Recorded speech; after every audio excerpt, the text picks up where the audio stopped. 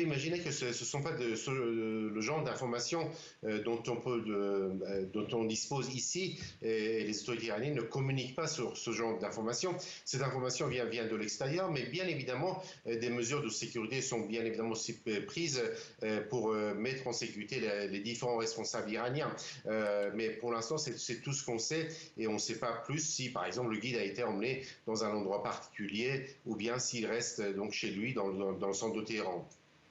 Quelles ont été, Siavosh, les réactions de la population à Téhéran, hein, où vous trouvez dès que l'annonce d'Hassan Nasrallah a été faite, et quelles ont été les réactions du régime également?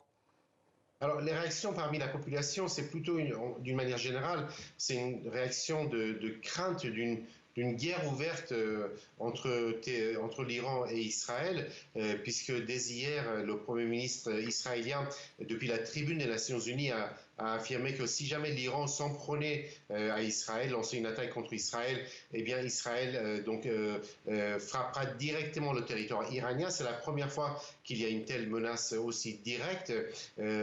Donc il y a une peur qu'on entre dans un conflit ouvert entre les deux pays. Après